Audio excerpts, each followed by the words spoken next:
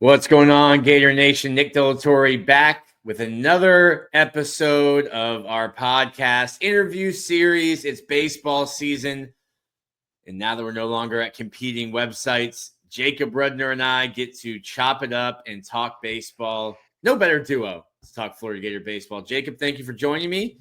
How are you? And tell the people about your promotion, your new role. Yeah. Well, first of all, it's a pleasure to be able to talk ball with you. It feels like a long overdue meeting of the minds here. But yeah, I mean, it's been a good change over at Baseball America. National college baseball reporter, and get to cover the sport that we both love. So it's cool to be here. Yeah. Well, we have talked tons of baseball, despite probably both of our old message boards trying to pit us against each other when one of us would break a story or the other would. Jacob and I have been friends for a long time, and have talked a lot of baseball, but now we get to do it with you guys. So, Jacob, because you've left us, who is replacing you next to me in the press box? First question. That's a good question. I'm not sure. I think the fellas over at Swamp 247 are eager to have an opportunity to cover the sport. I will admit that I kind of hogged it for the last 3 years, so it'll be somebody else's turn, but we'll see what happens. So you're covering a lot of teams now. What is your, and I've heard some of the other national guys, and nobody kind of really knows what to make of Florida, but you're obviously here, still in town, have been out there, seen them a bunch.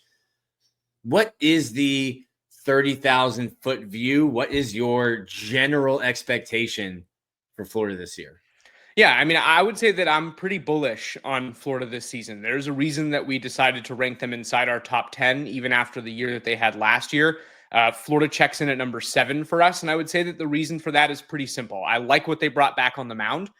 There wasn't a ton of transfer portal influence in that area, but there is a lot of returning talent that I think has the opportunity to kind of take that step forward. There were a lot of guys who made mechanical adjustments, and I'm sure we're going to get into that in more detail here in a second. But that encourages me on the mound. And then at the plate, I think it's the opposite. I look at the guys who they were able to bring in: Bobby Bozer, Blake Sear, Kyle Jones, even some of the guys who I think are going to come off the bench, like Landon Stripling and Justin Nadeau.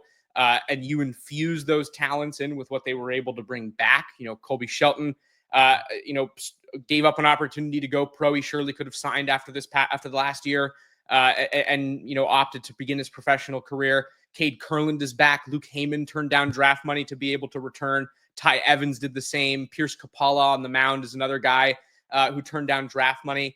And the combination of all those things together makes me, pretty confident that this is a team that will exceed what it was able to do last year, which was, in my opinion, reasonably underwhelming relative to what the expectations are in Gainesville for baseball. And I think that we'll see Florida kind of get back on the right track this season. Yeah, let's start with that. And we've kind of explained this to people about the draft. Like Ty Evans coming back, I think is exceptional for Florida. You don't expect Ty Evans to be on campus for 4 years. Getting your shortstop back, who hit 20 home runs last year, I think is huge. Luke Heyman was a draft eligible sophomore, so it's not just the transfer portal pieces that we'll get into, but it's almost getting huge pickups, like Florida football getting a Jake Slaughter back. Like that's the kind of talent you're returning, and it was certainly unexpected. You never know how the draft goes.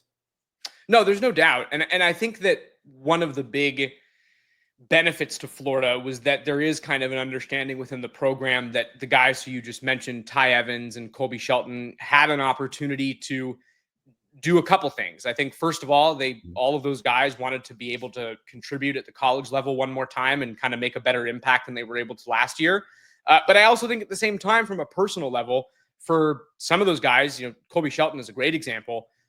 There was an opportunity to come back to school and kind of continue to refine things and maximize some of that draft value. I don't know that Colby Shelton had the year that he thought he was going to have last year in his first season, in orange and blue. And so for him, there is an opportunity, I think, to come back as a junior, to put up really good numbers and kind of show the scouting and pro community that he is somebody who belongs in the first, second, third round conversation, which is not really where I evaluated him to end last year. It's certainly where I think he's capable of going, though. And so, I look at some of the guys who returned. Luke Heyman's another good example of players who maybe didn't have the year that they anticipated in 2024, but have a lot more room to grow, still at the college level. And this season kind of provides the grounds for them to do that and to boost their stock. Yeah, I think when Colby Shelton came from Alabama, he wanted to play shortstop. And I think they sold him on that, and Chuck Duralman worked with him a ton. I think defensively, he was much better, but hit 301 with 25 bombs as a freshman, and that average dipped to 254. The strikeouts went up. So yeah, I think the offensively, it's hard to say, a guy that hit 20 home runs had a bad year offensively, but I think there is, some of the swing and miss things that you mentioned. Like, there's room to show scouts, hey, listen, that a little bit off last year, but certainly a good player. Luke Heyman, and then another sophomore slumpish, Cade Kurland. How much do we think, Cade told us, how much do we think it was that hand injury that kind of affected the way he could work, affected certainly the way he was holding a bat with, I think, 7 fingers at certain stretches last year. But another guy, junior, who comes back. What do you think Cade Kurland should do, or what do you project Cade Kurland to do his junior year? Well, I'll tell you this, Cade goes into the year as our Baseball America. He's our top Gator draft prospect at the moment. And granted, that can change over time, but there's a reason for our confidence in him. We view Cade Kurland as a solid second baseman prospect. He's got a good bat. I think he's got a lot more thump than he gets credit for. And last year, we didn't really have a chance to see that consistently. And so to answer your question, I think it was huge, the fact that he was playing through a broken hand the entire season. Like you just mentioned, he wasn't capable of batting the way that guys typically do. He wasn't holding a bat normally. And you think about what that did to him defensively. It's a lot more strain when you're trying to adequately field your position and you're an infielder and you're down to one healthy hand. And so that impacts everything. And so I do think that Cade Kurland is a guy who could take a pretty noticeable step forward, relative to what we saw last year, and maybe be a little bit more aligned to the freshman Cade Kurland, who I think really impressed people and kind of broke out onto the scene as somebody who was going to be a major contributor. But I would also add this, there are a lot of really talented infielders in the SEC this year, and Cade, even after the year he had in 2024, was still recognized by the conference's coaches as an all-SEC second baseman, and there's a reason for that. So we're not the only people who are bullish on Cade Kurland. I think that there are a lot of folks who look at him and say, this is a very solid baseball player who just had kind of really extenuating circumstances last year, and now is in a position to be kind of an offensive leader for this team and somebody who anchors the middle of their field. Just like making our way around the field, but now we'll talk some transfers, because at third base, you'll have Bobby Bozier, a senior from USF. In left field, Blake Sear. Can't wait for February 28th, March 1st, March 2nd, when Miami comes up here to see Blake play against his old team. And then in center field, Kyle Jones, who I think, not a knock against Michael Robertson, but I think Kyle Jones, from what I've seen this fall, just the way that he moves in the outfield, reminds me of like a Judd Fabian. There's just balls that he gets to that should look like exceptional plays, and it's just in his back pocket, and it's just kind of that exceptional range, real speed. Didn't get to play a ton in the fall, but in the spring he's been all right. I think his bat needs to come around a little bit more, but a leadoff guy from Florida. That left side from center field to the left is all transfer portal, and then I think some older guys too. You get Blake Sear in, who's an older guy, and then Bobby Bozier as well, who's an older guy in the clubhouse now. Yeah, I really think that Florida's best work over the offseason came at the plate. They were able to do, a lot of heavy lifting in terms of being able to position themselves to succeed this year via the transfer portal. You just mentioned all the guys. Bobby Bozier has really provided kind of an anchoring presence, in my opinion, for this team. He, like you just said, he's older. He comes in with experience. He's another guy who I think had an opportunity to go via the draft last year and not play any more college baseball, but chose to go to Florida and see what that was going to do for his career. But there are people who would tell you right now, and this includes people on Florida's coaching staff, that he looks like somebody who's going to have a chance to play Major League Baseball one day. He's very mature. The feel to hit is advanced, in my opinion. He's got more pop maybe than people give him credit for, and I do think that will translate to the SEC. He's defensively versatile, which is something that, I'm sure your listeners are plenty familiar at this point, is a big thing for Kevin O'Sullivan. He loves guys who can play multiple positions. Bozer certainly gives you that. I think he'll open the year at third base, but that doesn't mean he can't play first, second, probably shortstop, and a corner outfield position. And so that's huge. I look at Blake Sear as a guy who kind of is in a weird position. Last year had some injuries and off-field circumstances that really limited how much he was able to get out there. I'm curious to see what consistency will do for him. I think that left field is a really great fit. It's a better fit than second base in terms of what he profiles as a defender. I do also think that he's somebody who kind of has that star power at the plate. I wouldn't be surprised at the end of the year if we were having a conversation about how Blake Sear is Florida's best draft prospect and somebody who, belongs in that top 5 round conversation. For him, the key is going to be not being passive. One of the things that I think he's kind of struggled with, between the fall and the early spring, kind of getting going here, has been maybe being too selective. But that's kind of a good problem to have. I think Florida is encouraged by needing to coax it out of somebody versus being like, hey, you're swinging and missing too much. We got to slow that down. It's always easier to get more than take less. So I'm really encouraged by him. And then my guy, and this is, this, but Kyle Jones is probably my favorite transfer on this team and one of my favorite transfers in the country going into the season. I just and hold on, let me grandstand real quick. Kyle Jones from Stetson. So when we get to the midweeks, as you listen to this, when we get to midweeks and things happen on Tuesday and Wednesday and Florida loses to a Stetson and we fire Kevin O'Sullivan again, as we do every single year, Kyle Jones is the kind of athlete and player that Florida is playing in midweek games. Sorry to interrupt you there, but I had to point out the Stetson. There's quality ball players all throughout the state. There's quality ball players all throughout the country. And I think that that's one of the things that we're learning in kind of the state of college baseball right now, which is that there are guys at teams that you maybe would, disregard as a Florida fan, that you would write off, but they're really good and they are capable of making the jump to this level. And I certainly believe Kyle Jones is one of those guys. And you mentioned, does he need to show a little bit more with the bat? Maybe. But I would tell people that the carrying tool, the thing that's going to allow teams to maintain a constant level of interest in a guy like him is not even necessarily his bat. He plays a very plus center field, which is a premium position. The speed is plus, if not plus.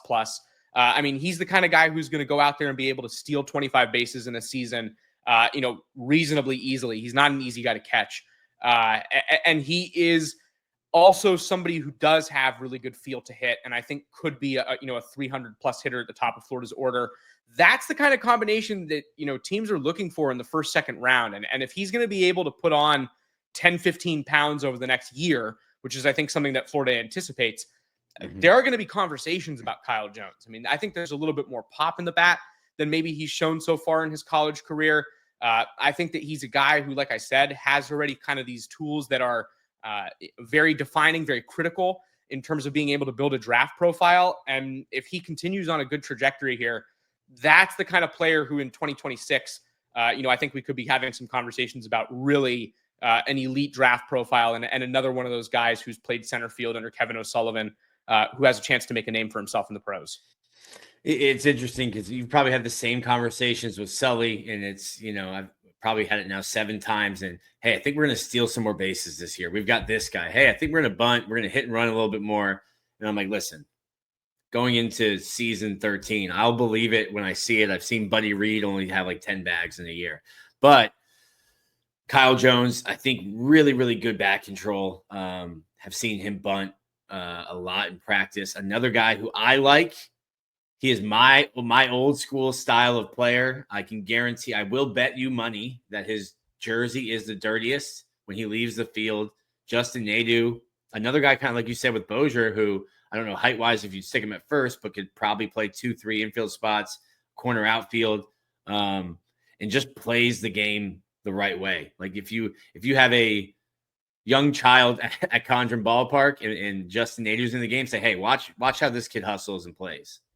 Yeah, he makes great contact, and that's the thing that stands out to me about Nadu the most is just the bat to ball skills and the ability to just take and put together really quality at bats is arguably the best on the team in my opinion. Just a really advanced hitter. The power is not necessarily what I think Florida fans have kind of become accustomed to in recent years, but I also would say that that kind of speaks to where Florida's at directionally as a program right now. To your point, I think one of the very conscious decisions that this coaching staff smartly made over the offseason was, hey, we're losing a guy in Jack Caglione who is worth so much value at the plate in total bases and the ability to put the ball, a mile into the stands. Like that was something that they had that they don't anymore. And I've told other people this. There's no replacing Jack. Like there's just no such thing.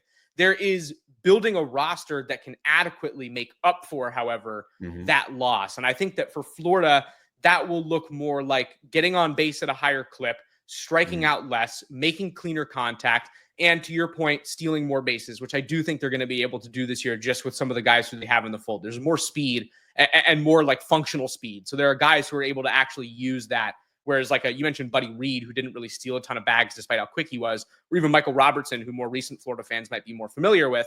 Those guys didn't have the same functional speed as a Kyle Jones. Kyle Jones gets on base and you should worry. Like that, if you're an opposing team, I would be concerned.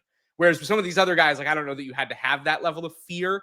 And I think that was really what Florida was shooting for, is having a roster that does make opposing coaches and pitchers and catchers think and have to make decisions and try and calculate what it is that Florida is going to do. And that doesn't mean it's not going to hit home runs. I mean, they have plenty of guys with pop. Kobe Shelton, Kurland, Brody Jonay has, 70 grade power, even though he doesn't necessarily get to it all the time. Bobby Bozer can hit a couple home runs. Ty Evans is a double-digit home run guy. They will get theirs in terms of home run hitting. I just think that this is a more balanced team in terms of its offensive approach, and that will allow it to kind of more successfully make up for some of the losses that it had, particularly Jack. So I do agree to your point. Yes, I think that this is a team that will do more in other categories that aren't just related to power hitting. I've used it. Me, I'm never hyperbolic. People ask me a lot, hey, who's replacing Jack? And I'm like, the same person that replaced Tim Tebow on the football team. Like that's the kind of impact. Like it's just not going to happen. You enjoy the 2.5 years you got with them. And then to like what you said, it's interesting because Kevin O'Sullivan has forever built his team to win the SEC. And that takes power pitching, power hitting, and a big staff of guys in the bullpen on the mound. And then sometimes you get to Omaha. I think in 2016, they got to Omaha, and their pitching staff was unbelievable with A.J. Puck and Logan Shore, Singer, Coer, Faedo, and they went 0-2. And you don't even get to use those guys. Dane Dunning doesn't even get to pitch. And I think he's tried to figure out more position versatility to try to lengthen the roster and keep the number where it is, but lengthen the roster with position versatility. And it's interesting now to see, hey, maybe it's the thought of, well, we think we can win with this more balanced roster in the SEC regular season, but also we're not home run dependent, so that if we get out to Omaha and the wind's blowing in, we're hitting 20, 280-foot pop-ups. And to me, it's about more than just the end game. Like I think that Florida had that in mind, what you're talking about when it comes to getting to Omaha and being able to avoid some of the problems that come with that ballpark, because this is a team that belongs there and they've proven that. That being said, I also think that Kevin O'Sullivan took a look at this team and basically said to himself, and he's, as equipped as anybody to do this, that historically speaking, the teams that he's had that have been the most successful are the ones that are going to get on base at a high clip, and the ones that are going to be able to do the little things right. And so, yes, in the SEC right now, power pitching and power hitting are the things that kind of make the wheels turn. But I do think that there are lanes for, and I hate to call it this, but like the old school style to still work. And we saw that last year with Kentucky. And I don't think that Florida is fully committing to that bit, which is the, true old school, small ball that I think older school college baseball fans can maybe gravitate towards a little bit more easily. I don't think that this is that. But I do think that there's going to be more of it, which is really important. And I think that is a good decision when you're trying to make up for somebody like Jack Caglione, who really was the most impactful player in college baseball, arguably. I mean, maybe there was one other person, Charlie Condon, who comes to mind, who really had that kind of impact on his team. but this is the guy who led the team in every single offensive statistical category that matters outside of like doubles last year. And so very few doubles. I think one or two. Right. That's what happens when you're hitting the ball, 150 miles per hour to the wall. Yeah, But and guys and outfielders are standing on the track. Right, exactly. But the point is that doesn't just fall off the tree. Like, you don't have that every single year. And so I do think that Florida's decision to invest more in areas that it didn't hit on last year is probably the best way to try and make up for that loss. And this team is really well equipped to do that. And then just talking with you over the last week, I wanted to give you your stage here. Brody Donay last year, like you said, I had a scout before the 2024 season tell me Florida might have the two bats with the most raw power in the country, and Jack Caglione isn't number one. And I was like, what are you talking about? Because we didn't really see Brody in the fall. Yeah. I watched Brody get fooled on off speed yesterday and flick a ball over the right center field wall. It's just unfair power. But there has been a lot of swing and miss. I think if he would have gotten the opportunity, would have set the strikeout record last year. But you've seen him at the Cape. I think it probably started. Talking to Florida, you don't necessarily want to make wholesale changes right when a guy comes in out of the transfer portal. And if it doesn't work, all of a sudden that gets around and that can be used as negative recruiting. But what mechanical changes have you seen from Brody? And how do you think that's benefiting him now? Because he's been on an absolute tear this spring. No, he really has. And I think that a lot of credit is due to Chuck Girolamo, who I'm sure doesn't need the shout out or doesn't want the shout out, but I'll give it to him anyway. I mean, I think that Chuck Girolamo does a phenomenal job with kind of just evaluating what these hitters need in terms of these micro changes. And when I say micro changes, let me use a different guy as an example here real quick. Luke Heyman, if you go out to Condren, and I encourage anybody to do this, and you watch Luke Heyman take at bats, I would encourage you to look at his back foot. It seems like nothing, but he has interned his back foot, which has basically quieted his lower half. It seems tiny. His foot is pointing slightly more to the left. His right foot is pointed inward more to the left by about an inch than it was last year. And it makes all the difference in the world. He has less of a leg kick. I think it's a calmer, quieter approach to the ball. It allows him to kind of spray the ball to all fields. The bat stays in line a little bit better. It's not such a lofty, lifting swing. And it's made a huge difference. He looks like a new ball player. Those are the kinds of changes that are tiny. They seem tiny, that I think Chuck Girolamo does a world-class job of being able to make. And he does it very consistently. And Brody is no exception. They have kind of broadened him out. They've widened out his stance. He's a very long levered individual. And they've made some changes with his hand positioning, because one of the concerns that they had last year was that he was kind of throwing his hands a little bit at the ball, and it was causing him to miss with the bat. I mean, the bat path was not consistent and clean like you're talking about. And when you combine that with what I would respectfully call a very aggressive approach and kind of this you're constantly going for it. Like he is a hyper aggressive swinger in the box.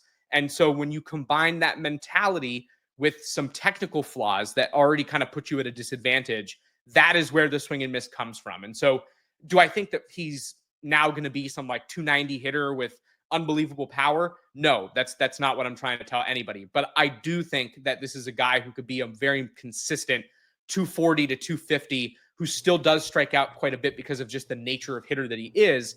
But he could be a 18 to 25 home run guy, because like you said, it really is top of the scale power. And kind of in a way that nobody has. I mean, he literally might have the best raw power in the country. And it's just a matter of, can he get to it consistently enough to show it off? I think Florida's put him in a position to have the best chance to do that. Yeah, a little limited back there at catcher. So not many days off for Luke or Brody, probably just moving back and forth between catching and DHing. Outfield's a little tough. I think you look at the darling of regionals, Ashton Wilson, and then Hayden Yost, who very impressively is back and has been back 100% after tearing his ACL right before the last series against Georgia last season. I almost feel bad for these two guys. Sully goes out and finds 2 great players in the transfer portal. I'm sure you'd rather have 5 outfielders than be in a situation where you're trying to put a third baseman in the outfield and figure it out. But I'm interested to see how Hayden Yost and Ashton Wilson kind of find their way.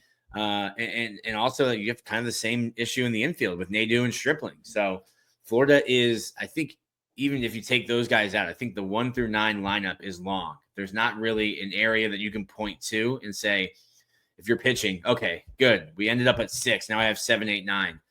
Nice inning. Nice way to start the 5th. And you're just like, no, that's not going to be a nice inning. It will be interesting to me to see, this first month, as you know, guys get opportunities, and what you do with them will determine who's playing when Miami comes into town and then when SEC play starts. Yeah, I mean, I would say this is as kind of a broader strokes reality that doesn't just this is not a Florida thing. This is all great baseball teams thing that I'm about to say. If you look at the best teams in the country going into this year, they have deep lineups. There are situations like the one that you're talking about right now, where you have 5 outfielders and the 2 guys who don't make that cut, who are going to be on the bench. They're good. I mean, they could start at Power 5 or Power 4, programs now. I mean, they are. Yeah, my sports journalism jargon is all messed up with all these. It's always changing. Conference, yeah, but I do really see Florida doing the right things in terms of its roster construction, because this is a group that does have options off the bench who I think would be major conference starters at other schools that don't have similar depth, and that's critical. You aren't in the top 10 conversation in today's very talented college baseball if you don't have this kind of abundance of options, the spoil of riches that I think Florida does have. And so, yeah, I mean, Hayden Yost is a quality outfielder. I mean, he makes good contact. He's a very plus defender. He can field all 3 outfield positions. I think on a different team, he may be a starting center fielder. And at Florida, he's maybe outfielder 4 or 5. And that's a great problem to have. So Florida will have an opportunity this year at the plate to play matchups. I know that that's something that, Sully has been striving to be able to do for some time now. He loves to be able to kind of look at what's on the other lineup card and make decisions based off of it. Consistency is key. And so I think the guys who end up earning those roles are going to be the guys that do, small things the best, play the best defense, make the most contact, get on base at a high clip. And we'll see 3 guys, in my opinion, emerge of that group and really solidify themselves in the role. But for the opening portion of the season, there's no denying it. I mean, this is a deep lineup. There are probably 3, 4, 5 guys on the bench that I think could get, playing time and real at-bats at any opportunity. And Florida, have a pretty good chance to not skip a beat. Hadn't even mentioned Brendan Lyon. We need to get the pitching staff here soon, but hadn't even mentioned Brendan Lawson. It's going to look, and it has looked, a little funky. We've been talking about how good the defense is. Brendan Lawson is probably your starting shortstop at Florida in 2026, but the bat Florida feels is good enough that they have to find a spot for him. So Brendan Lawson is slated to start at first base now. I sent one of the coaches a projected lineup, and I had Lawson, I think, hitting 8th. And they said your 8 hitter is probably going to be hitting somewhere between 3 and 6 by the middle of the year. That's how much confidence they have in him. It's a beautiful left-handed swing, and it's really not fair because left-handed swings just have this added advantage that righties don't have. But Brendan Lawson, I think, at the plate, a lot to look forward to, and you might take some lumps as he gets used to playing with a mitt instead of a glove and on the wrong side of the infield. Yeah, listen, Florida's playing for the offense here. This is a kid who it sounds different when he swings. I mean, you go to the park and you watch this guy take batting practice, and it's pretty apparent when you watch him for the first time that this is a guy who is kind of in a different class. And I think we knew this coming into campus too. This is a guy who easily could have signed a very lucrative signing bonus to go and play professional baseball starting this year, as opposed to coming to Florida. But listen, kudos to this Florida staff for getting him to campus and kind of sticking with the messaging that you have the opportunity to be a real star caliber player in the draft 3 years from now. And Brendan Lawson and his camp listened to that advice, and he's at Florida now, and it's to their benefit. What I would say, and I'm looking at my notes here about this, what I would say though, I don't anticipate him being a long-term first baseman. I think that that's No. kind of the solution for now, because this lineup is so deep. This is a guy who's just going to play where there's an opportunity to do so defensively. I view him as a third baseman long-term more than a shortstop. I think that the arm is really good. The footwork is not necessarily shortstop footwork yet. And typically I find that, historically speaking, when guys end up playing first base, it doesn't help when it comes to getting that shortstop footwork down. Yeah. But I do find him to be very athletic. He's got a bigger body. He has the power to play on the left side of the infield. And I do think that third base is probably a more natural long-term fit. This year, Florida has Bobby Bozer there because I think in any other year where Colby Shelton's not on your roster, that is a starting shortstop in the SEC right now. And you'd rather that experience at third plus Colby at short. But yes, Brendan Lawson is as talented, in my opinion, as anybody on this team. If you're purely talking offense, and I think the defense will be what the defense is.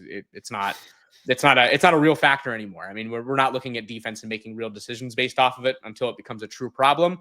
I don't anticipate him being a true problem at first base. It's going to be what it's going to be.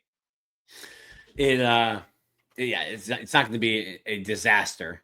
That's for sure. He's athletic enough to at least get his chest in front of a ball, do a little Pete Alonso when Pete was here, and just keep the ball in front of him. As we move to the pitching staff, it's interesting. I saw one of the worst scrimmages that I'd ever seen in terms of defense and pitching. And then the last three I've gone to since then, it's like the pitching, something cops said to them got through, like, hey, if you're here, if we gave you a scholarship, you have stuff. Just throw it in the zone and trust your stuff. And that's probably easier said than done, especially for younger guys. But as I look at Florida, you're going to be not young in age, but in terms of experience on the weekend, very young. Liam Peterson, true sophomore. Pierce Capala, a handful of starts. Jake Clemente, off the top of my head, maybe 39 innings in his career. Great stuff, but kind of green. I think that that's a fair description. At the risk of being long-winded, I'm going to go through the weekend rotation here and kind of talk about each of these guys, just because I have some thoughts. To me, the whole operation, and this is not just me talking about the pitching. This is not me just talking about the rotation. I'm talking about the University of Florida in 2025 will go, in my opinion, as Liam Peterson does.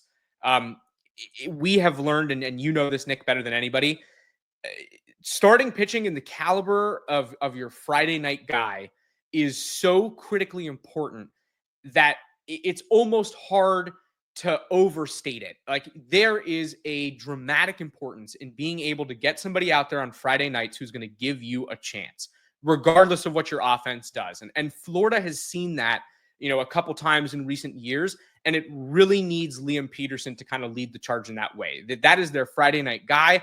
They are committed to him being, starting pitcher number one. But that comes with a pretty significant amount of responsibility. There's a degree to which you have to step up as starting pitcher number one, as the ace. I think he has it in the tank. I watch Liam Peterson and I see supreme talent. He's got real pitches. It's a plus fastball. I think there's a curveball that fans haven't really seen that much even yet. That is really a devastating pitch when it's on. There's a good slider. There's a good changeup. So that's a 4-pitch mix that gives him a very solid foundation. They've done a good job of tightening that curveball up. It was a little loopy. So yes, but part of that, and this is, I think, the most critical thing that's happened with Liam, there is a lot less wasted motion in what Liam Peterson is doing on the mound. If you go and watch Liam and you compare the film side to side from what he did last year as a freshman to what we've seen in the fall and the spring, there is not as much of the twisting motion that you see typically with pitchers, and it's a lot more focused energy on being towards the plate, staying inside a box, and just focusing on directionally helping yourself out. That is a benefit for guys who struggled with control, which we saw last year, at several very critical times with Liam, where he didn't really have the command and the control that's necessary to make his stuff play the way it needs to play. A lot of credit is due in that regard to Florida's coaching staff. A lot of credit is also due to Christopher Ostrander, the head coach at Southern Miss. He had a chance to work with Liam as kind of an outside perspective, which is really valuable in baseball. Guys who haven't maybe seen you as much with the collegiate national team. And he was able to make some changes with Liam that I think are super productive. And some of the byproducts of that have been better control. The fastball play is kind of different. One term that Florida uses is the pitch clock, not the numbers that you see in the outfield, but where your arm slot is. So if this is 12 o'clock because you're straight up and down, and this is 3 o'clock because you're all the way out at the side, Liam is a lot closer to 12 now than he is to 3.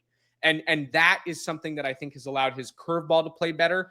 Florida has always kind of wanted him to be more over the top in his delivery because that's how he was in high school when he was purely dominant and this pitcher that Florida really fell in love with. And I think we're going to see that mechanically. The other thing with Liam, however, is the mental side of things. And Yes. You can check this out at Baseball America because we're going to have a story, specifically about him in the next week here before the season gets going. Liam has spent a lot of time this offseason honing the mental craft of pitching. And one thing that I think has been a benefit, not just to Liam, but to a lot of players all over the country, is the advent of sports psychiatry and sports medicine and just how people think about the game. There's a lot more being invested across the country right now in the thinking about baseball and how guys are compartmentalizing what they're doing on the mound. One guy who really has benefited from this that Florida fans are familiar with is Brandon Sproat. And Liam Peterson was able to have some conversations over the offseason. He's talked about this openly with Brandon about, hey, what are some of the things that helped you? What were you thinking about? What were you doing?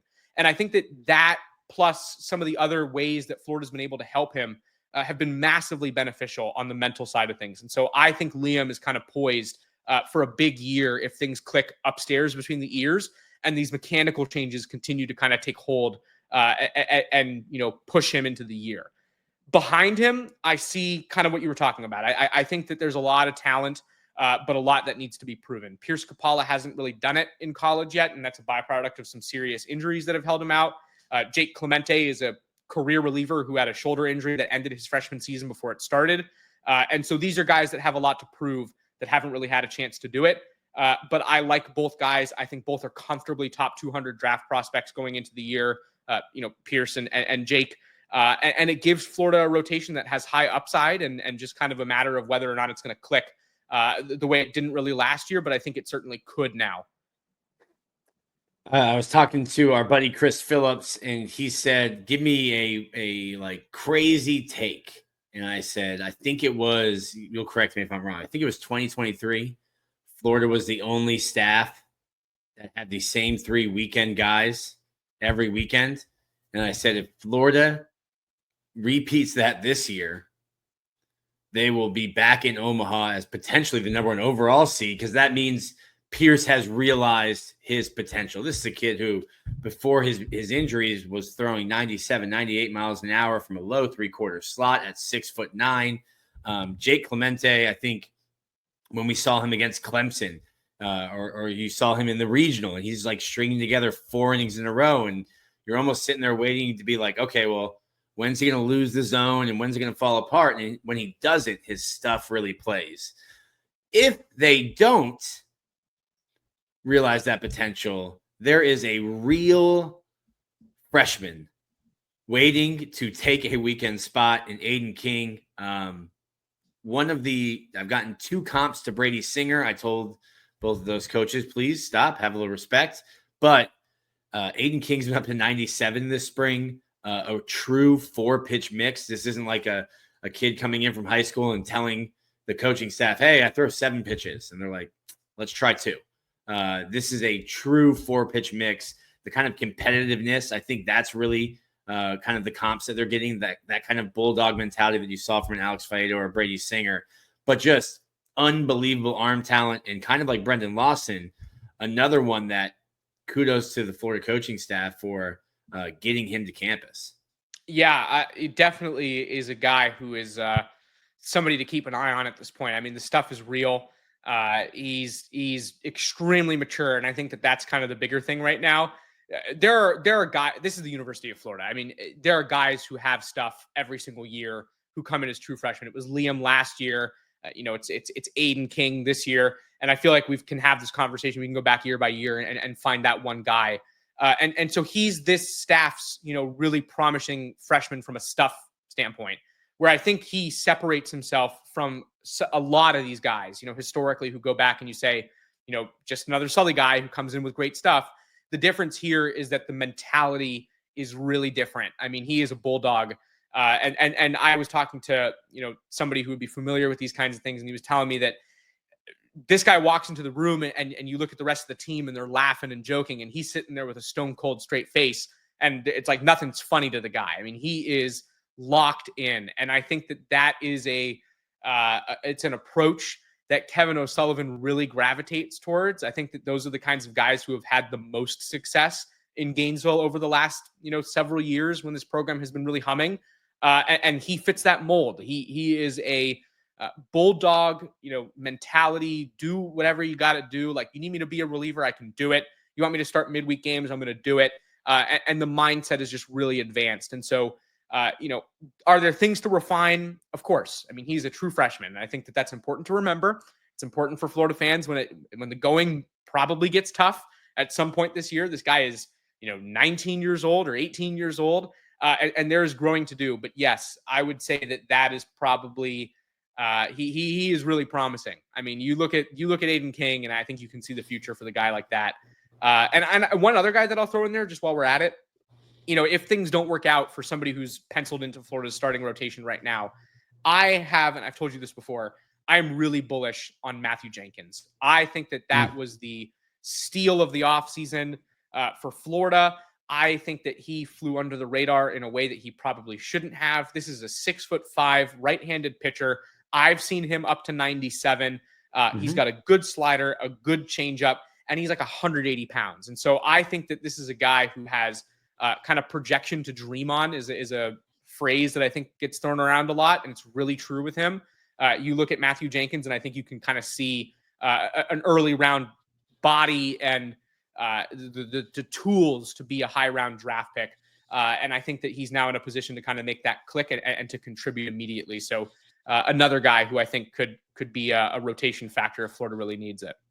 Yeah, I've seen him up to 97. I think that I would like to see the slider just be a little bit more consistent, because I've seen some absolute wipeout sliders that make guys look foolish, and then he'll spike some. I mean, that's normal. But yeah, he's someone I think out of the bullpen, give Florida really quality innings.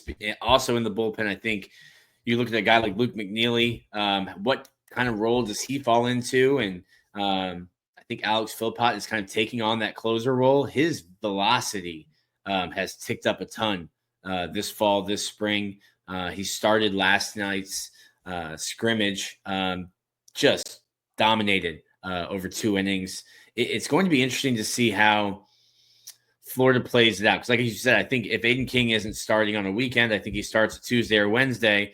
But that's the kind of kid who says, hey, don't start me on Tuesday when SEC play starts. Like, let me pitch 6 innings out of the bullpen. Let me do something else instead of pitching against, FIU or someone like that. But the length of Florida's bullpen, I think you would like some more left-handed arms there. You probably would like some more left-handed. You'd like more left-handers on the team in general. But how do you see the bullpen kind of shaking out? Do you have confidence in Philpott being able to hold down that closing role? Yeah, let me work from the top down. So I'm going to start at that closer role. There's a lot of arms, but let's focus on a couple. Philpott is I think the natural starting point, just because he is the guy who Florida views right now as the closer. And granted, I've said this on other Florida podcasts in recent days, and it generated some confusion as to whether or not he's the closer now. Yes, I think for the start of the season, Alex Philpott is the first guy who's going to get the crack at the ninth in a close game. And the reason for that is because there have been some really positive changes that are a byproduct of David Kopp's mind and how he looks at pitching. And one thing that Florida did for Philpott was they added a rocker step, which basically means that he now will take his lead foot, his left foot, and he will step back towards first base before coming forward to the mound. And for some guys, that creates a whole world of problems. Like we just talked about how with Liam Peterson, they eliminated some of that east-west movement.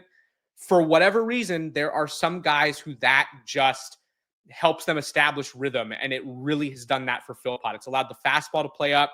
He's around the zone a lot more. The misses are not as egregious and getting him into trouble, and that's been big. So he is he's the real deal. And I remember telling you this last year, like that fastball that he has is advanced, and it's advanced for like a pro. I mean, a real pro. It has characteristics to it that guys are striving for at the major league level right now.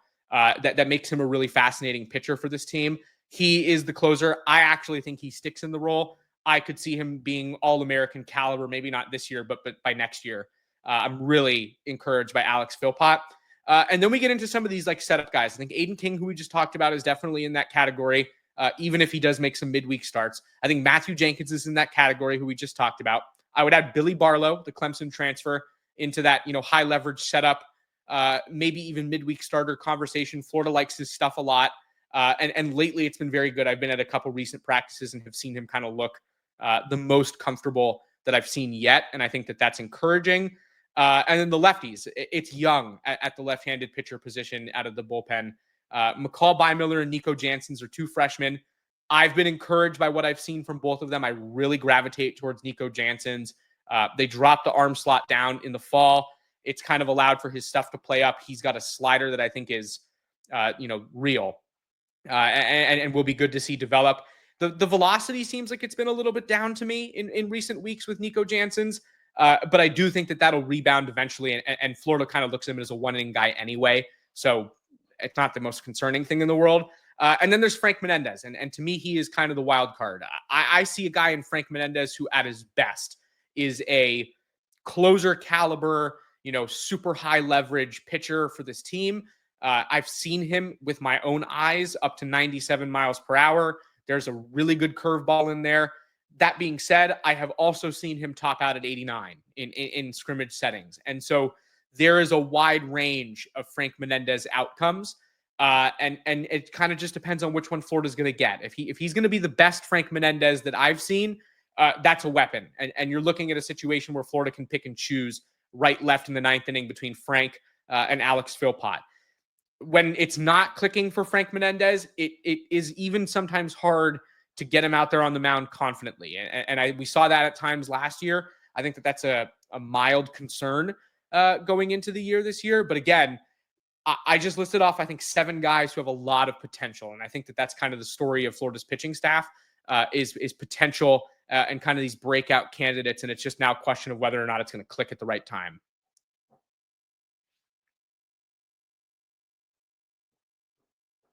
You're mute. You're mute, Nick. Hello. I cannot hear you. There it is. There's a couple other guys, like Felix Ong. I think I've liked Key West Kid. I've liked his stuff. But yeah, I think we've kind of nailed the guys that we really will see a lot of. I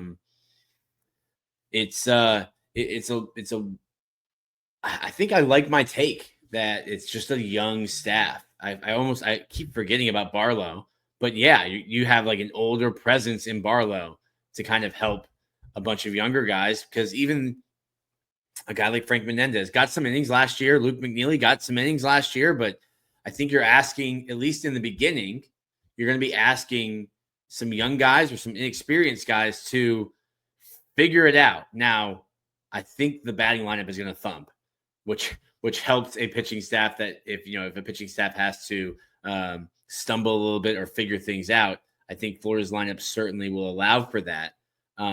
But yeah, as anyone listening to this knows, it's a typical Florida Gator program where the arms and the stuff are there. Certainly. This is a good group. I mean, like I said at the top of the show here, you don't accident your way into the number 7 preseason ranking. I mean, we spent a considerable amount of time putting together our preseason top 25, and there were a lot of in-depth conversations about who belonged where, and it was very clear to us that Florida was the 7th best team going into the season. I mean, this is a group that does have a ton of potential on the mound. It's a group that I agree will be very consistent and a lot more well-rounded at the plate than it was last year. And that was a very good offensive group. And it's just kind of a matter of whether or not it's all going to come together. And I think that is a big question, of course. But at the same time, I'm encouraged by what Florida has.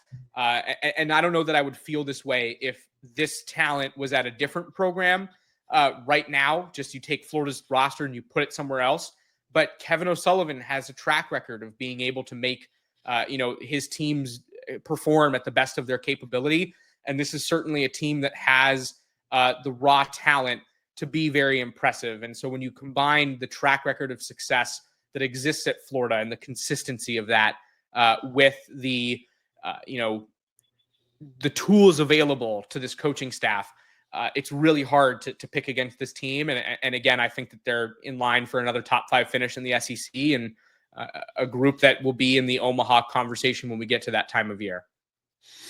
And as Florida fans would like me to mention, they did finish 3rd last year by way of recency, playing after being eliminated after Florida State. Well, we've kept you for an hour. Tell everyone where they can find you, support your work, and how many miles will you be putting on this fall? That's a great question. Well, first of all, you can very easily find me at baseballamerica.com. For all the Florida fans out there who are already familiar with me, the Twitter hasn't changed. You can still find me over there at Jacob Rudner. And the mileage is going to be daunting. I am opening the season in Texas at Globe Life Park for some early season invitational action. And I will be all over the country. So I am coming to a ballpark near you, most likely. And I will also be, for those of you who I have met in the past, and there are many of you at Florida baseball games, I will still be a presence in Gainesville. I still live out here in the swamp. And so I'm hopeful to see some familiar faces at some point. Do we get you back for Florida, Miami? I will be here for Florida, Miami. Yes, that's already, it's on the schedule. Let's go. Yeah. He's Jacob Rudner. I'm Nick Della Torre. That's as comprehensive as a Florida Gator preview as you're going to get. I will see you at Condren. Jacob's over at MLB Park. I'll see you at Condren February 14th. Jacob, thank you for joining us. Thanks for having me, man.